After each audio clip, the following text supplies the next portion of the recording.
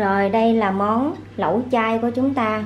Hôm nay mình sẽ làm món lẩu chao chay, được rất là nhiều tín đồ ăn chay yêu thích ha các bạn. Món này thì các bạn có thể là mình nấu khi mà nhà mình có tiệc, hoặc là dành cho gia đình, những người thân yêu bạn bè của mình vào dịp cuối tuần cũng đều rất là phù hợp, rất ngon. Lâu lâu thì mình hãy vào bếp và mình thử đổi khẩu vị cho gia đình của mình bằng món lẩu chay nha các bạn. Một món ăn rất là hấp dẫn, đẹp mắt và rất là nhiều loại nấm cũng như là rau củ quả để mà mình ăn kèm. Hôm nay thì mình sẽ ăn với phở tươi. Rồi nếu như các bạn thật sự quan tâm đến món lẩu chao chay này thì các bạn hãy theo dõi clip của mình ngày hôm nay nha. Bởi vì món ăn có nhiều nguyên liệu cũng như là công thức nấu mình chia sẻ rất là chi tiết, cho nên các bạn đừng có tua nhanh nha. Rồi mời các bạn xem clip của mình ngày hôm nay. Rồi để thực hiện món lẩu chao chay thì các bạn sẽ chuẩn bị cho mình ở đây là một trái bắp Mỹ, một củ cà rốt, 3 củ hành tím, một củ hành tây nhỏ, một củ khoai môn cao cũng vừa hé, mình cân lên được là 150g. Rồi tiếp theo nữa đó là một ít ngò rí, một củ gừng nhỏ, một miếng tàu hũ ki sau khi mua về các bạn rửa qua với nước và mình vắt cho nó ráo. Và đây là 6 viên chao và thêm một muỗng canh nước chao nữa nha các bạn. Hôm nay mình sử dụng chao trắng, nếu các bạn muốn cho cái nước lẩu của mình nó ngon hơn thì các bạn có thể là kết hợp một nửa chao trắng và một nửa chao đỏ. Tiếp theo các bạn chuẩn bị cho mình ở đây là đường, ở đây là 2 muỗng canh sa tế ớt. Đối với món lẩu chao chay thì mình nên sử dụng sa tế ớt nha các bạn.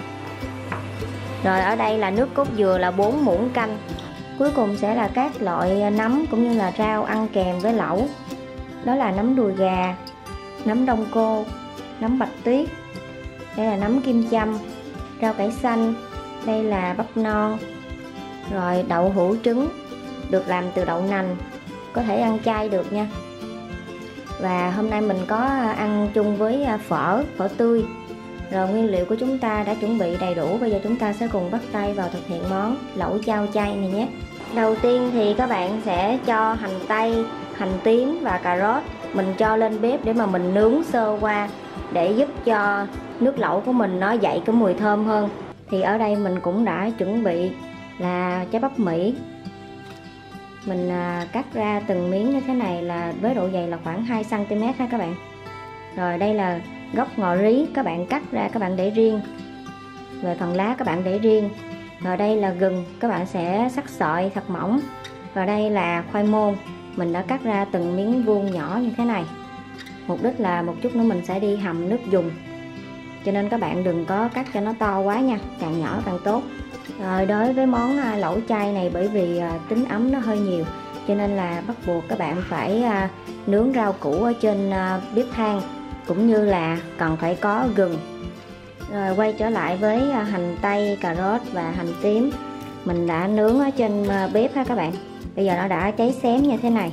Bây giờ các bạn sẽ đi bóc vỏ cũng như là cạo sạch cà rốt.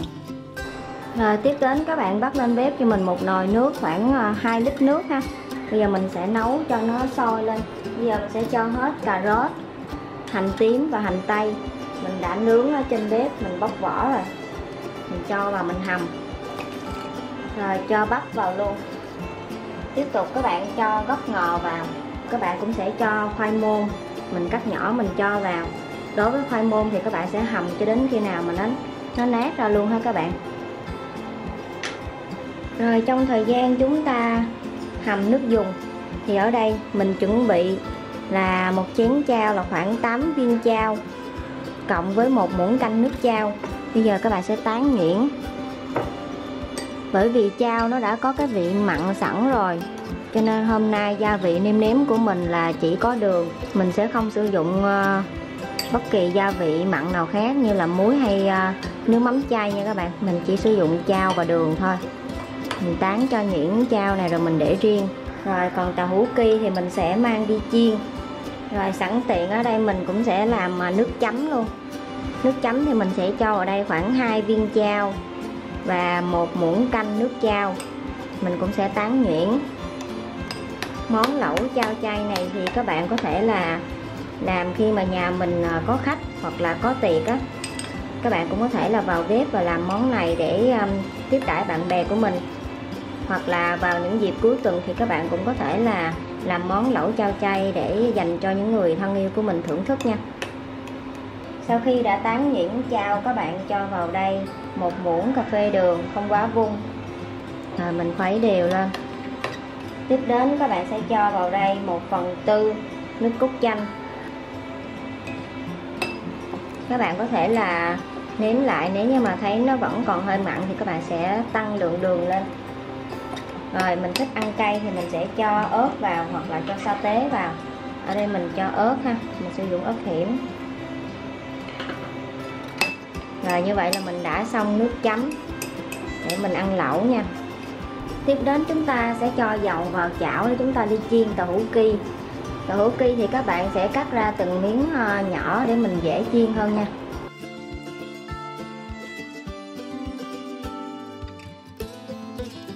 Các bạn để lửa nhỏ rồi chiên nha.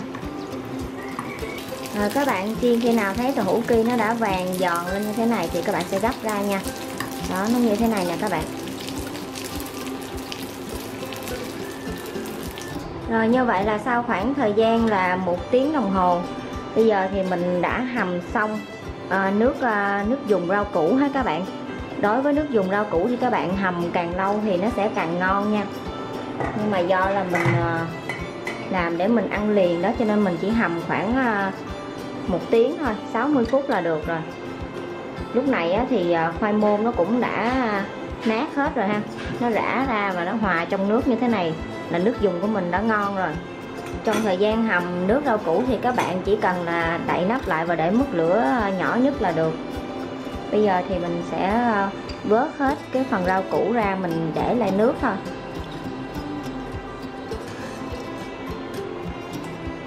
Rồi đây là nước dùng rau củ của chúng ta. Bây giờ tạm thời thì mình sẽ đậy nắp lại và mình sẽ để riêng sang một bên ha. Tiếp đến thì mình sẽ bắt lên bếp một cái nồi nhỏ như thế này. Mình để mức lửa nhỏ. Sau đó mình cho vào đây 1 muỗng canh dầu ăn. Sau khi dầu đã bắt đầu nóng, các bạn sẽ cho hết gừng sắc sợi cho vào, mình phi lên cho nó thơm. Rồi khi gừng đã bắt đầu thơm, các bạn sẽ cho vào đây 2 muỗng canh sa tế ớt. Nhớ là để mức lửa nhỏ nhất nha các bạn.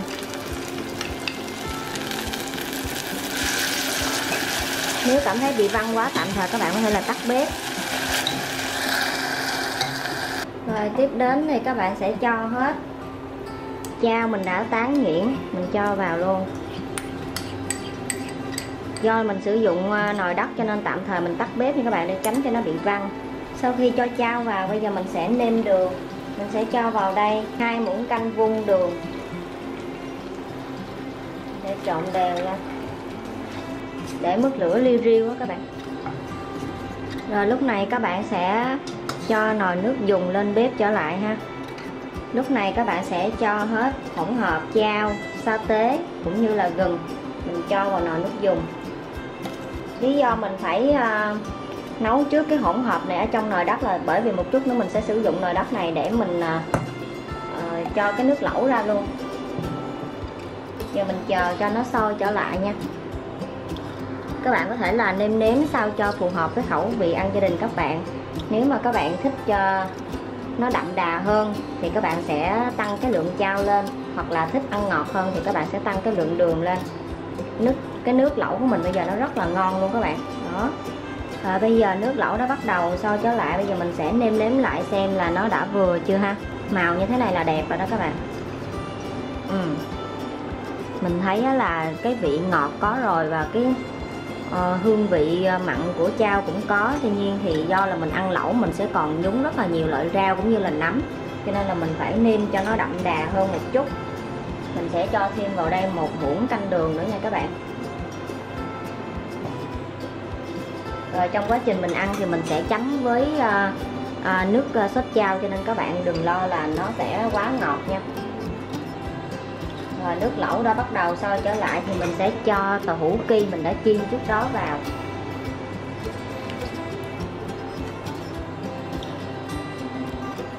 Rồi cuối cùng một trong những nguyên liệu giúp cho nồi nước lẩu của chúng ta, đặc biệt là cái nước lẩu chao chay này nó sẽ càng ngon hơn.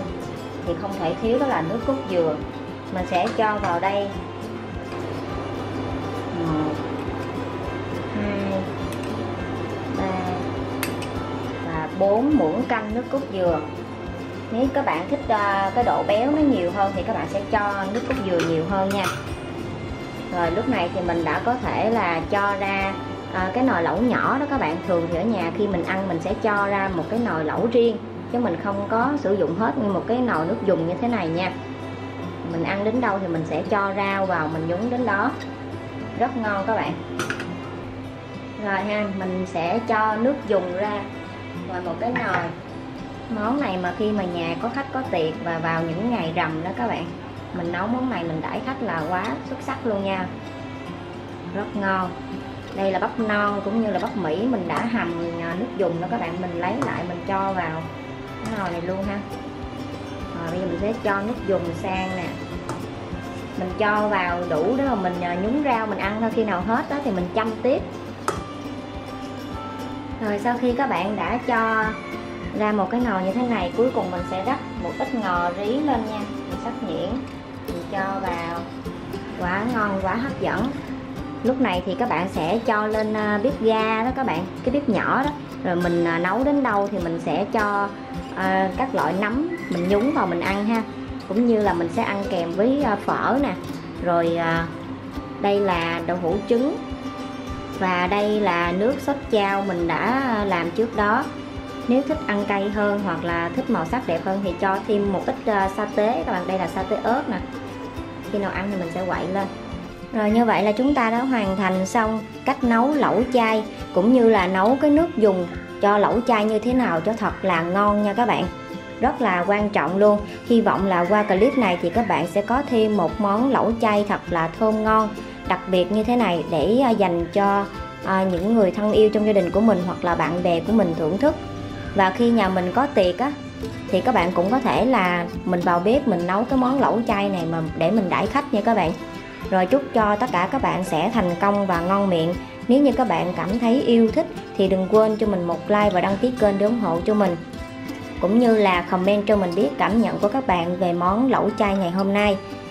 Một lần nữa cảm ơn tất cả các bạn đã theo dõi món ăn của mình ngày hôm nay. Hẹn gặp lại các bạn vào những món ăn ngon tiếp theo. Bye bye!